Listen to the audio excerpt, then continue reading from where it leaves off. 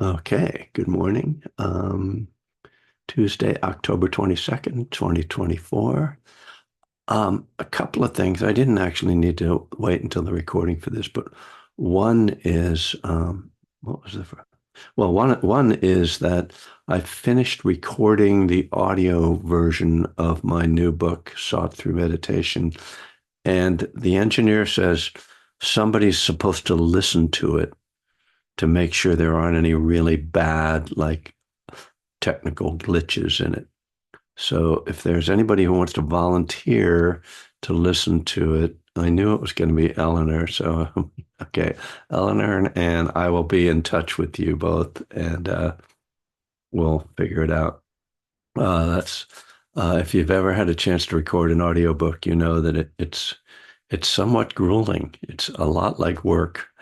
Just reading for 5 hours out loud. And also it makes you appreciate people who actually read in public for a living, like TV people. Like it's actually really hard to get it to do it right. Anyway, there was something else I was going to say. Of course, I can only remember one thing at a time, so I may have to come back to that, whatever it was. Um, so yeah, we'll sit for a little while, we'll talk for a little while, and yeah, I have I think a good topic for today. Actually, one that's one of my big ones for meditation. So, whew. All right. So settling into your posture, always really a key aspect of our practice that sometimes doesn't get enough attention. And I don't mean like sitting like a good boy or girl, uh, but but more just about feeling how you're holding your body and seeing if how you're holding your body is conducive to mindfulness, just to your own mental clarity. So rather than thinking of it as a right or wrong, you know, being good at sitting or at posture, rather to tune in to how your posture feels, how you're holding your body. And does that feel as if the mind is clear or relatively clear?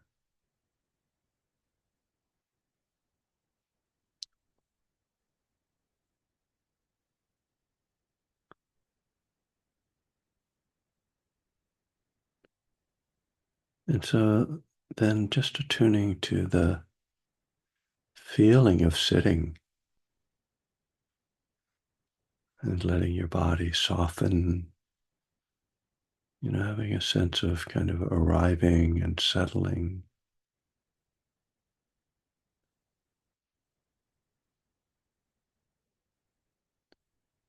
We don't need to rush into meditating, think that we're just going to, take a 90-degree turn and suddenly be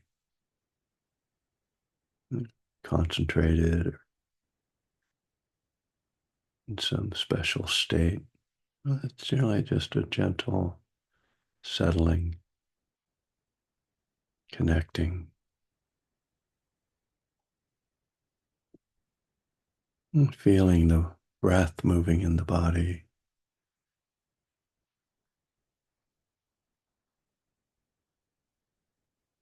And starting with just a general sense of the breath, not aiming at a particular point of sensation at first, but just feeling how the body is breathing.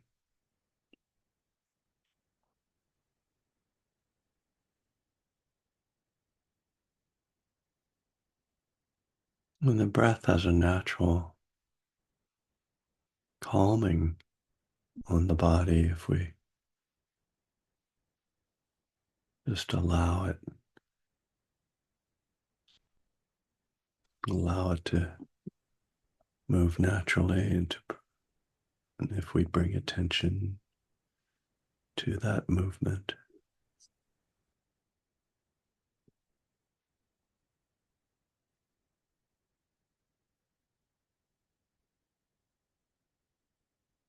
you might let the breath just stretch out a little bit, not straining or pushing, just kind of relaxing the breath.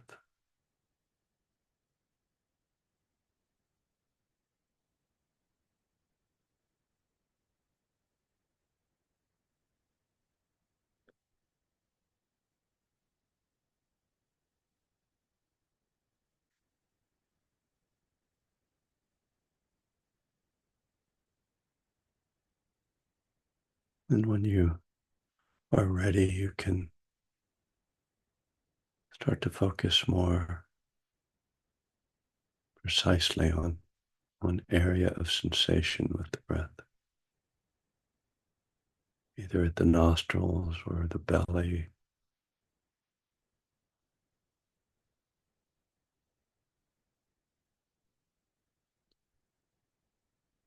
So here we are narrowing the field of attention, or at least for a few moments. And this more narrow focus tends to help things to settle a little more.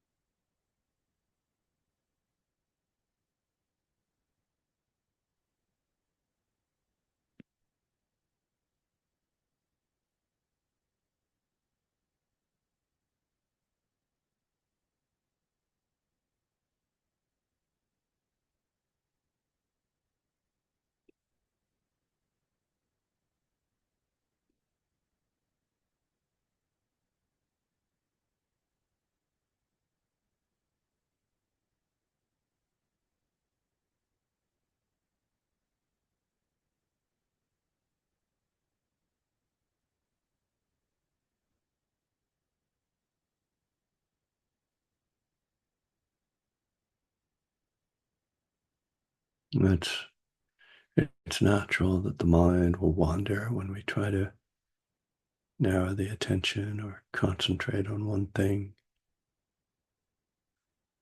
The habits of thought are persistent.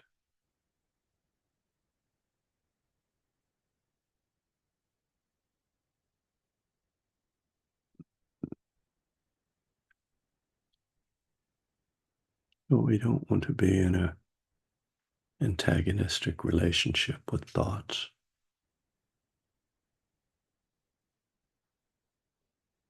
So it can be helpful to actually widen the attention a bit. So we have the breath as a focal point, but we're not excluding other aspects of experience. We feel the body, might be aware of sounds, and then we see thoughts. That's just another aspect of experience, sensation, sound, feelings, thoughts. Thoughts are appearing and disappearing in this space of mind. Breath and body tend to ground us a bit. They act as a anchor or a point of return. When we get completely consumed in thought, we come back to breath. as a focal point for a little while. There's a sense in a way of playing with awareness, letting it be open, letting it be more narrow, just responding to the mind states and tendencies as they arise.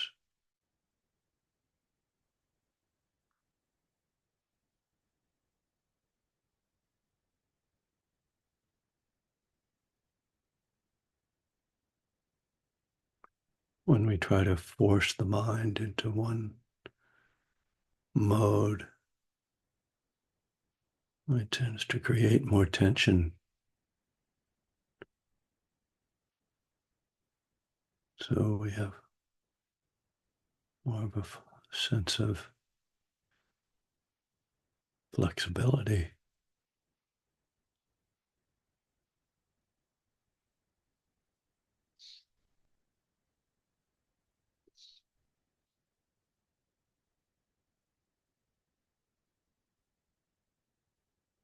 We use our intuition to guide us in how to respond to each moment, how to be present, how to be skillful in our meditative approach.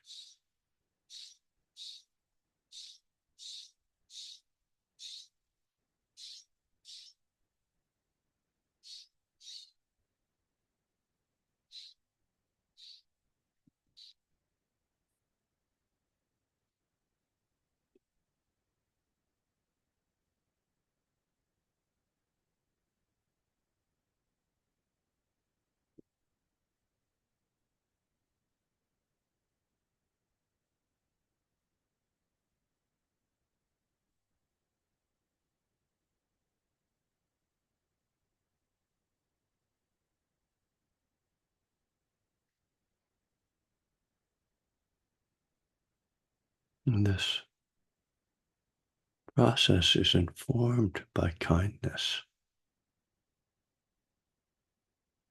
That is, if we are finding ourselves getting agitated or distressed or uncomfortable,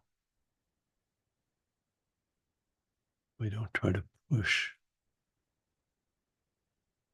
rather bring more softness or acceptance,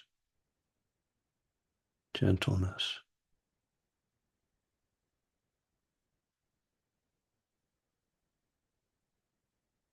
Not turning meditation into a task or a challenge, but a gift to ourselves.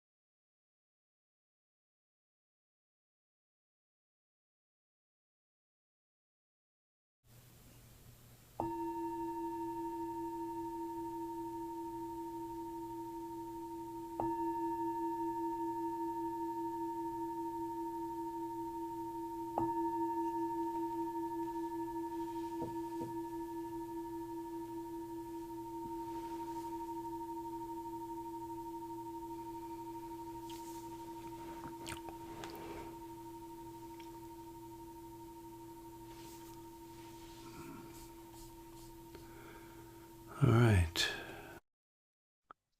I as I was recording my new book, there are some guided meditations in the end, and then I said to the engineer, "Well, we need a bell at the end." And so yesterday he sent me, here, I got a bell. Ding! I'm like, no, no, no, here. So I recorded my bell and sent it to him. So uh, I've been, I'm taking a class, which I think the last time I took a class was around 2009 when I took James Barris's Awakening Joy course. It was after that that I started playing golf because I determined that that would make me happy. But uh, maybe. Anyway, I'm taking the Anapanasati course that Analayo offers, and Walt is actually they have like small groups, and Walt is the facilitator of the small group, so it's a good turnabout. But I was thinking this morning about what a bad student I am. I'm not a bad student, a difficult student, let's say. That I have always been.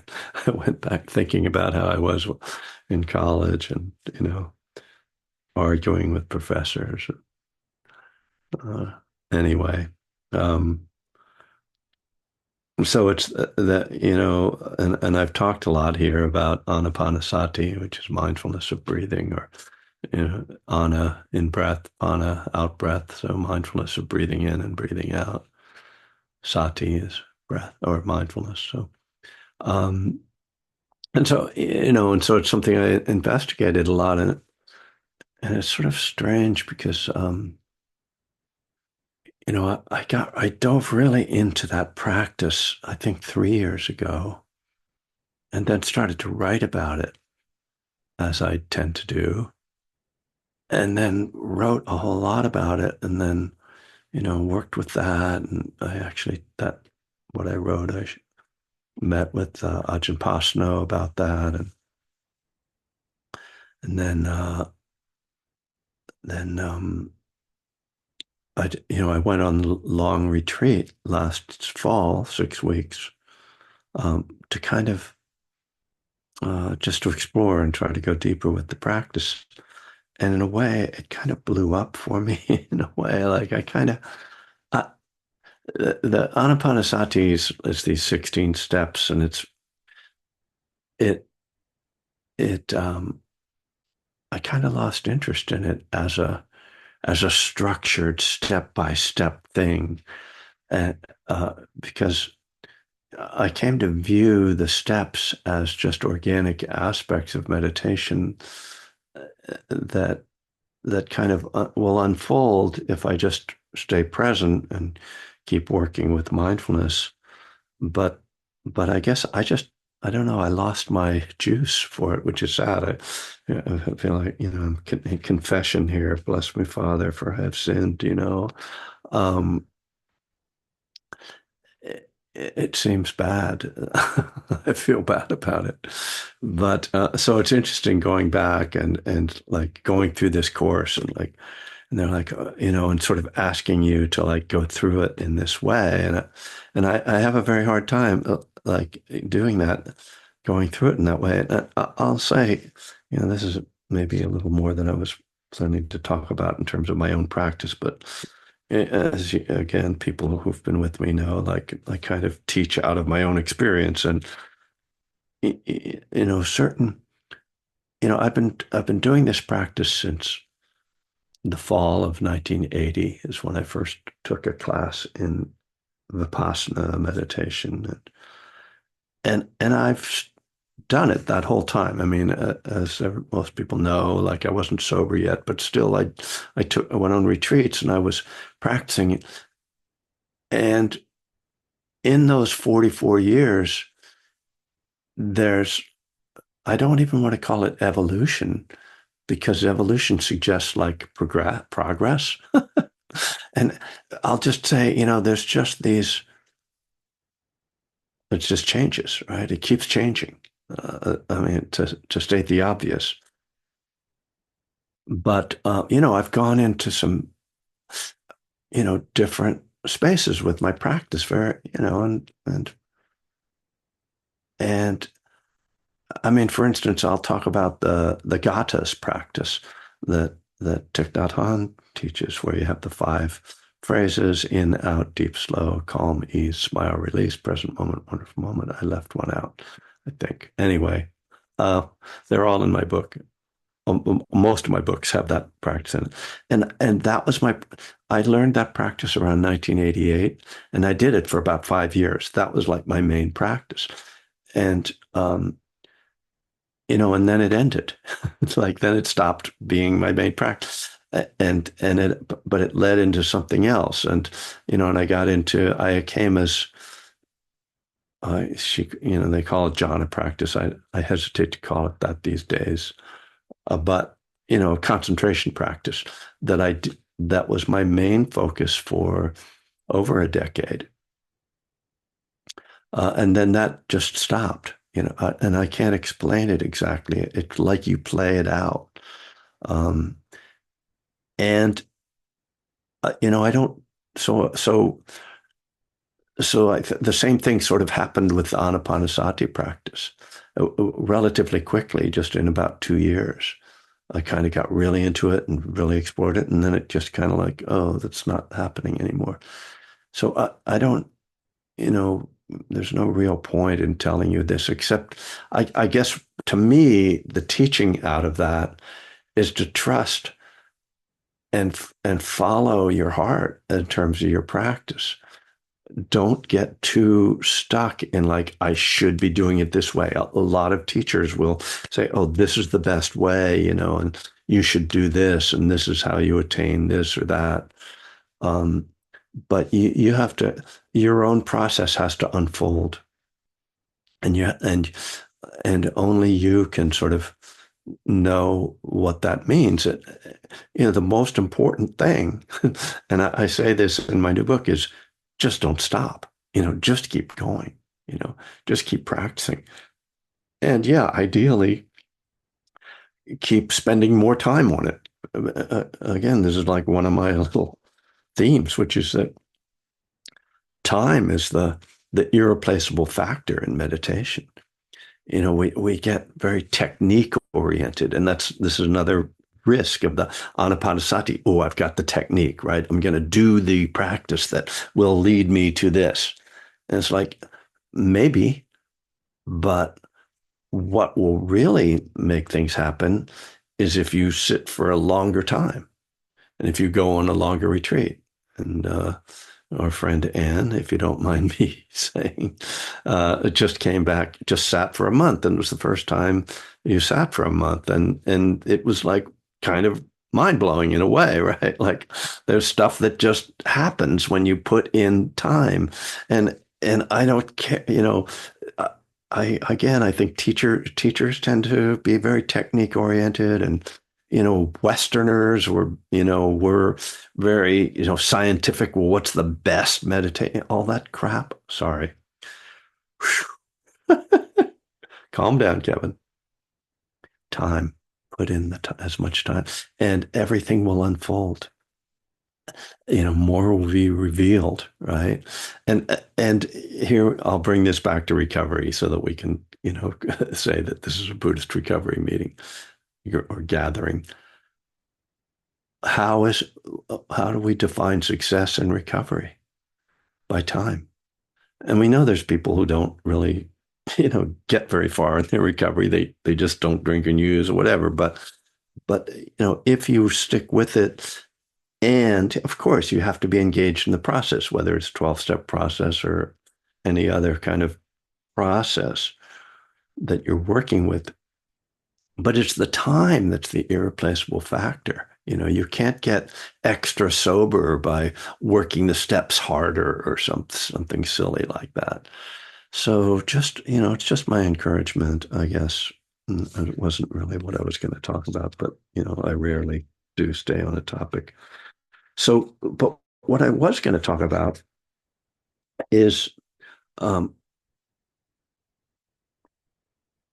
it is something that's in Analayo's book. Bhikkhu Analayo is the author of this book on mindfulness of breathing, and he's a Buddhist scholar and a meditative adept, I would say. Um, so a tremendous combination of skills, of abilities, characteristics, and and so he addresses a topic that I think is really central to meditation in a couple different ways, a couple different times, and it is uh, the question of how much we meditate with a singular focus as opposed to an open awareness. And actually, I think I'm going to read the second quote that I have here because it really is kind of the key to this. He says, meditation does not invariably require a thought-free mind. And here we're at a certain point in the Anapanasati. So he's referring, he says, instead, with the present step, we can learn to be aware while thought activity continues. Once this has become, so to be aware, even as thoughts are happening. Okay. Once this has become a matter of personal experience, our meditation practice becomes relieved from the burden of trying to force the mind to be still so that we can finally become real meditators. So this, I think, is the most common misconception about meditation, that we need to force our mind to be still to be real meditators. Rather, he's saying, we can learn to be aware while thought activity continues. Now, this is not something that just, you get because it's a subtle thing. And, it's much easier to give meditation instructions that are very like this, do this, do this, do this. But our minds aren't built like that. Our minds are not divided into boxes. Our minds are not things that we can turn on or turn off. And so becoming a meditator means becoming more familiar with the nuances, subtleties, complexities of these mental processes, of the attentional process, the process of attention, and learning to play with that. And it certainly takes time, and it really helps to sit a retreat to where you're, well, just that it retreats allow the mind to get quieter, but maybe more important, they reveal to us, because we're trying to pay attention all the time, they reveal to us the many different mind states and variations of sort of attentional strategy, if I'm not sounding too technical. So here Analayo says, instead of trying to force the mind, to be still, he says, instead, almost like a mother who is watching her children play without sensing any need to become part of the game, we can be at ease watching the frolics of the mind without getting involved in them. So if you've ever been meditating and found yourself laughing at what was going on in your mind, that's what he's describing. It's like this happens to me pretty much every day, at least once or twice, that I go, ah, really? I was just thinking that. Or, oh God, ugh, really? Ugh. Yeah. And it's just this noticing your thoughts. If you're noticing your thoughts, it means you're not identifying with the thoughts. not wholly, at least. He says, when we let go of the strain and tension created by often vain attempts to force the mind to be still and simply remain aware of mental activity, as a result, the mind tends to become more and more calm on its own. So here you go. And if you're wondering like what's the point of this, the mind tends to naturally become more calm when you do this.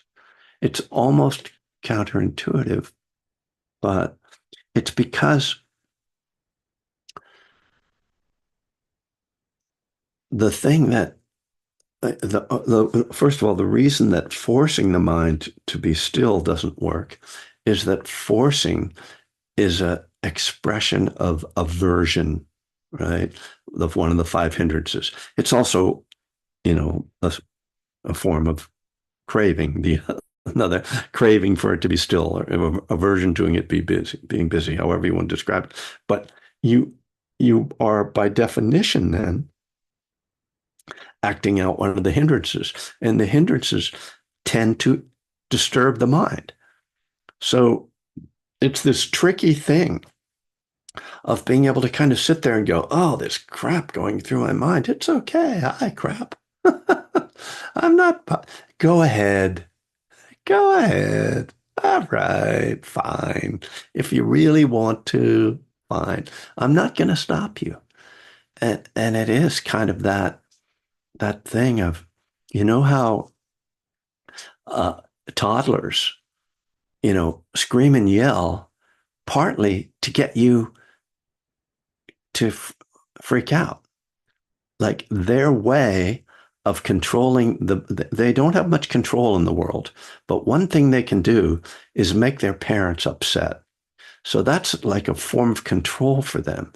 So when you just go like, you know, I'm not playing this game with you at the top, I'm not getting upset. I am putting you in your room. I am taking away your toys.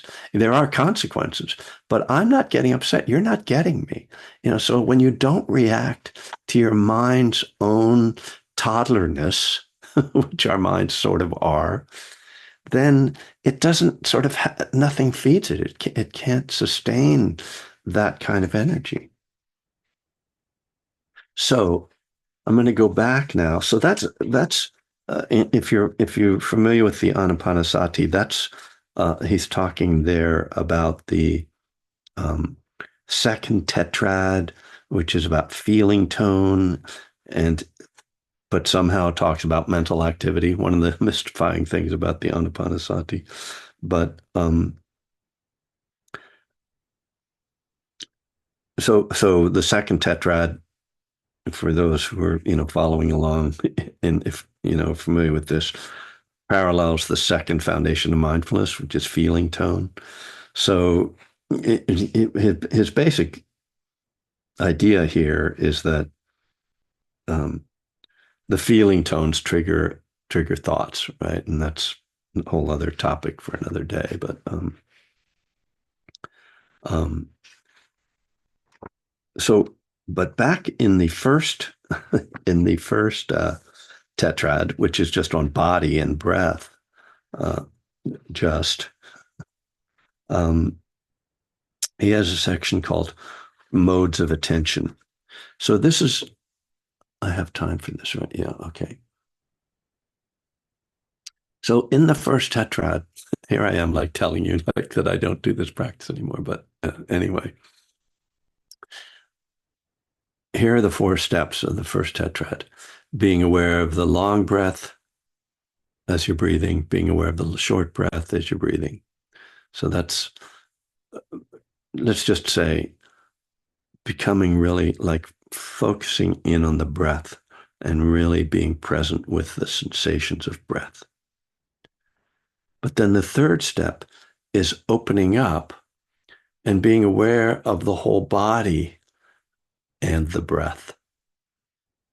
So that's a shift in what he calls the mode of attention.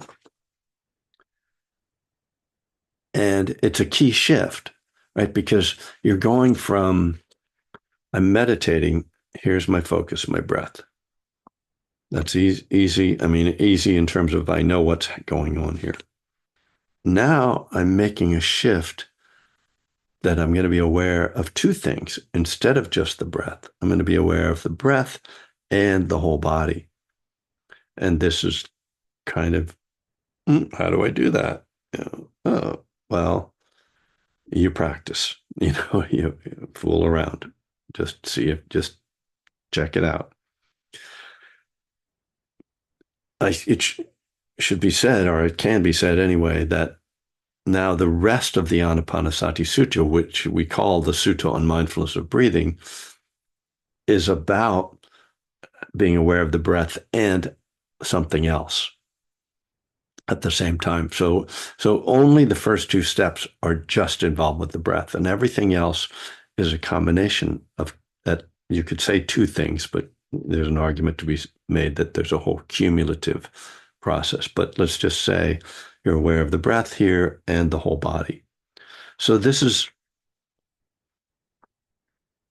part of what he's talking about not just focusing, trying to stop thoughts by being concentrated on the breath. So this is what he says. He says, uh, he divides these into two different modes of attention, which one he calls focused attention, which is the narrow focus on just the breath. And the second one is peripheral awareness. He says focused attention and peripheral awareness, considered on their own, make distinct contributions to our mental experience. Whereas focused attention picks out one aspect and thoroughly processes it, peripheral awareness involves a more receptive, open, and inclusive perspective that enables seeing things from a distance, as it were, and in their relationship to each other. Due to its powerful thrust, focused attention can more easily fuel tendencies to fixate. At the same time, it also facilitates a more thorough analysis of the chosen object and provides more depth of information about it. Peripheral awareness is less prone to trigger fixation at the price of potentially remaining more superficial and imprecise. I'm going to go back and talk about these things, but I want to read a little bit more. Um, so he says, focusing on the breath alone to the exclusion of everything else might at first allow us to dip in deep, but we also get more easily lost, which is a surprising idea, but one that I experienced. This is because the tunnel view that results from such exclusive focus makes it difficult to notice when a diversion is about to lead to a displacement of attention. With some degree of peripheral awareness maintained, however, even though the initial plunge is less deep, the advantage is that potential diversions can be noticed when they enter the edges of our field of awareness, and thus before they have successfully captivated our attention.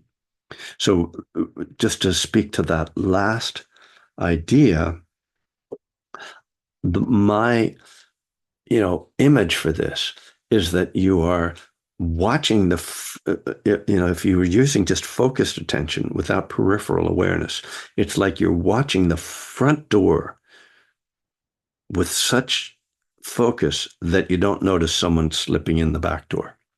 And this is kind of what it feels like when you're meditating, at least for me, like breath, breath, breath. And then all of a sudden I realize like my mind is off doing a whole like thing. I'm completely gone. But because I wasn't like keeping this big picture. So, and then I want to go to this term fixate, which, again, like has a resonance for addicts, right? Due to its powerful thrust, focused attention can more easily fuel tendencies to fixate. So this is one of the real risks in meditation, and particularly on retreats, we if well, there's a condition on Buddhist meditation retreats called yogi mind. It's when you get obsessed with something to an unwholesome degree, something unhelpful. Uh, I'll describe how this happened to me one time. I was on a month-long retreat in 2004, and um, in the morning after Jack Kornfield uh, gave guided instructions and was taking questions, a young man stood up in the back of the room and started to scream at Jack. Uh, and this was like a fair amount into at least a week, could have been 2 weeks into the retreat.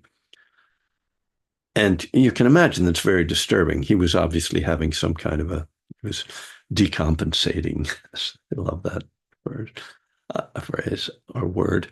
Something was happening, and hopefully he was taken care of. I went, I went back to my room and I started to think that what if he went and got a gun and came back to Spirit Rock and started killing people? And then my mind just went. And for hours, literally, I didn't leave my room. And I just fixated on this idea, right? I mean, I was a couple weeks into a meditation retreat, and it took me years before I came to understand what yogi mind is. Yogi mind is concentration without right view and right intention. It's and it's the thing about concentration.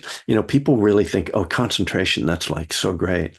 But concentration, if it isn't guided by right intention, is unwholesome, and it can be unwholesome and can be, in fact, dangerous. That, well, you could say that a panic attack is a form of concentration. Depression can be a very concentrated state. You're very focused on something painful, something unhealthy. So it's real. This is, first of all, that's like the far end of the spectrum of the risk of fixating with concentration. But less far out there is another risk that I see, which is essentially that people go on retreat and all they're trying to do is get concentrated and stay concentrated because it's very pleasurable and it feels spiritual. It feels spiritual, which is like, it's interesting. Like, oh, what is spiritual? Well, spiritual is not a feeling. Spiritual is a viewpoint. It's an insight. It's a way of being in the world. But because it feels so magical, people get fixated on it as, oh, this is what meditation is, and this is what the purpose of it is, and this is what I want to keep doing. So I will now verge into my latest fixation, which is this is one of the reasons why people are being drawn to plant medicine instead of meditation, because they can get the same mind state without having to meditate for 10 days. And, they can just go on their ayahuasca retreat and then they get the whole feeling of being spiritual and enlightened. And yeah, anyway, I'm sorry. I'm a little too, caught up in that idea.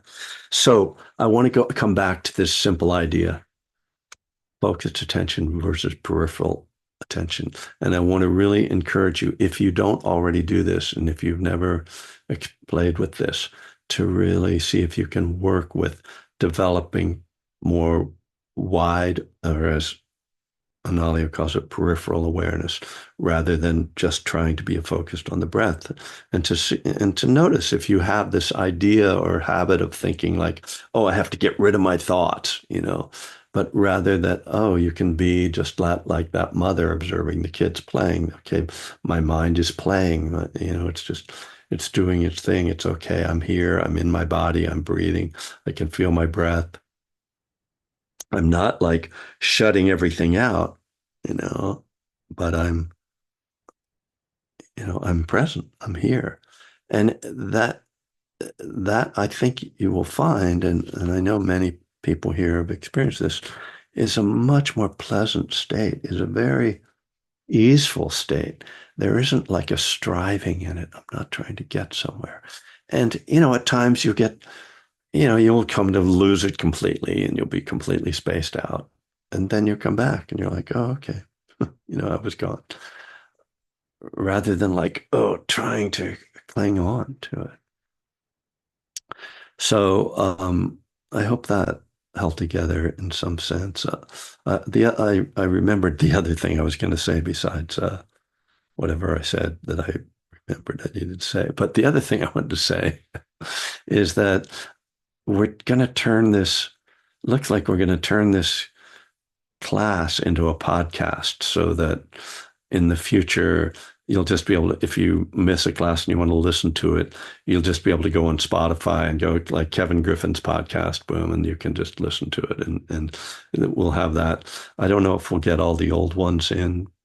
Yes, probably, maybe, but in an ongoing way, this will just be available to listen to, and you won't have to like go to my website to find it and download it or go to YouTube and just be like right on your phone. So I don't know if that's good or bad, but it's where we're aiming. So a few minutes. Thank you for your attention, and we do have a few minutes left, and I don't have to stop at 11 today. So Steve, Jay. Oh, I should mention, since you're up there, that we are just opening the February retreat. It's going to be open for registration like now. I haven't put the link on my website, but if you're familiar, it's Greg Pergament is going to do the registration, and uh, that information I'll send out an email maybe before my knee gets reconstructed, and maybe after. But I've already told Greg he's already got my room set. yeah, I know you're already in, and there are a few people here who are just sort of, we assume that unless they're incapacitated, they will be with us. Go ahead, Yeah. Steve. I just wanted to this was just came at the perfect time because I've been feeling like I've been forcing my meditation, this whole idea of trying to stay focused on the breath just because of what's going on in the country and what's going on around the world. And Oh, I found myself getting really frustrated.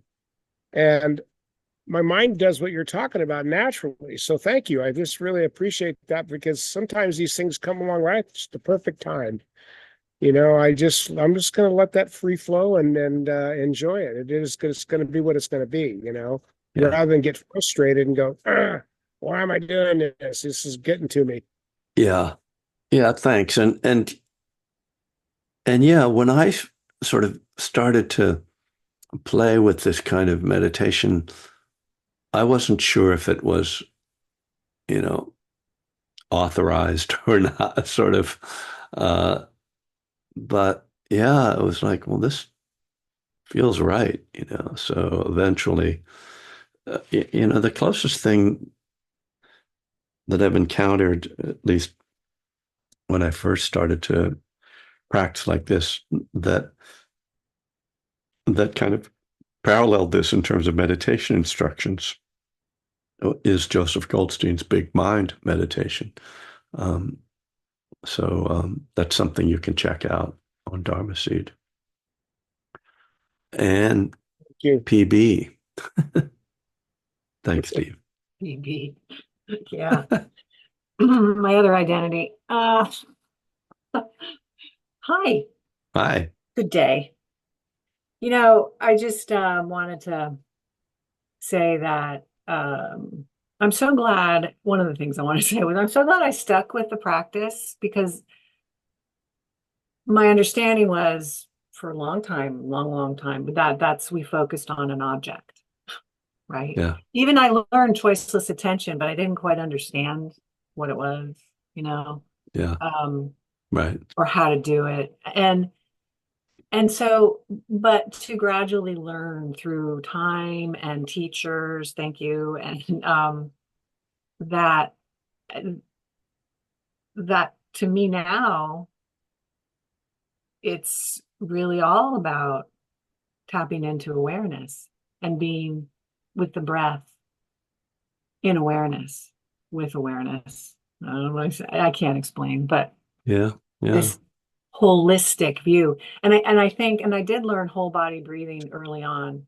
And I think that's a great gateway entry point Mm. into being with the breath, the whole body breathing, this holistic experience with the whole body. It's a great, for me, it was a great, Hmm. because I did that for a long time until that widened out into Yeah. what it is now.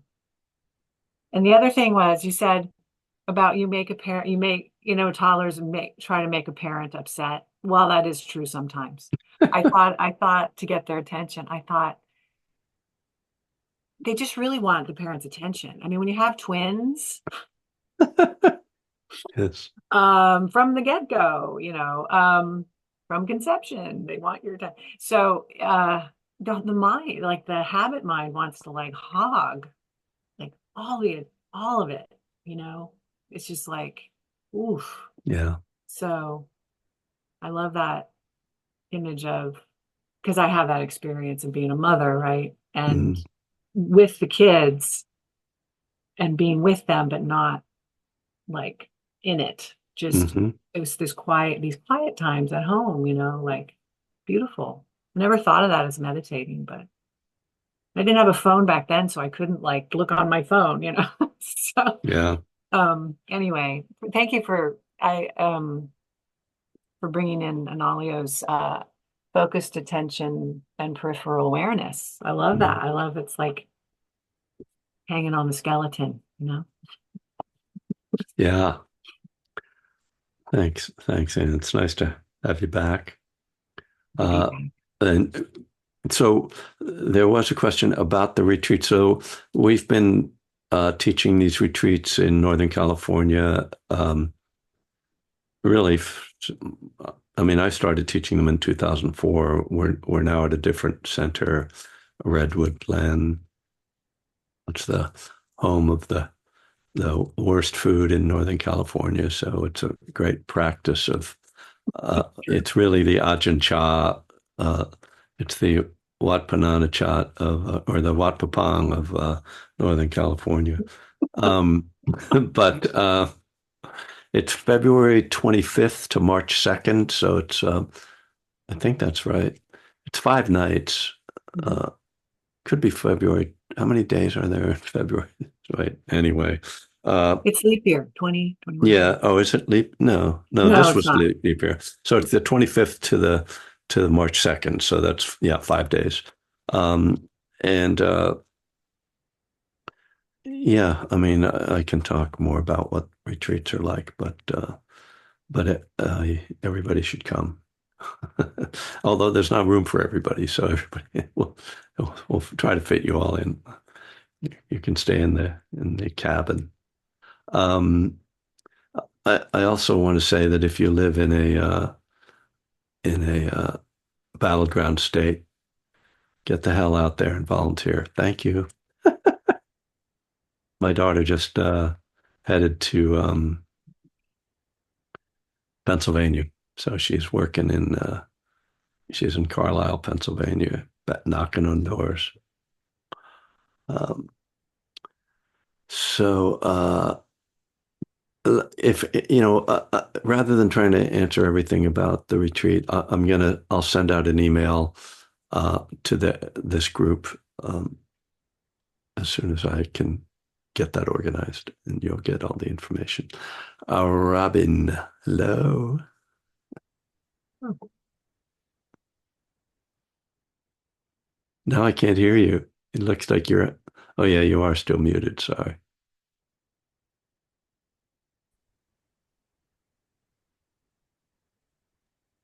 Wow. There we go. It slid over. Thank you so much. What a wonderful, amazing meditation and teaching. I so appreciate it. Um, I was wondering if, because there was a lot of messaging chat going on about what book are you reading? Oh yeah, yeah. Sorry For about me that. and for future people on YouTube, maybe you could hold it up and say Yeah. what it is. So it is called Mindfulness of Breathing. Oh, It's that's by, backwards. oh, Okay. really? Sorry. Does that help? All right. I'll put it in the chat. It's Mindfulness of Breathing by Bhikkhu Analayo. And Bhikkhu Analayo, Bhikkhu is just means monk. And that's Bhikkhu. Analayo, Analayo. Kaboom. And I have never been on a retreat, but if I go on one, I would love for it to be with you guys. Is Mhm. 5 days too long for my very first time? Absolutely No. not. It's perfect. Yeah. Perfect It entry. scares the shit out of me, honestly. Yeah, of course. Yeah, we're all scared. Oh, I'm sorry. I haven't Oh, muted myself. oh, that's okay. Yeah. Robin, Okay, love to thanks. have you. I'll be quiet. Thank you. Love you all. Yeah. The idea of being, in a, it's not silent, but there's a bunch of quiet time, uh, being with your own mind and not having, control over your life or over your, environment. It's kind of scary, but it's really a rich experience, a lot of benefit comes out of it.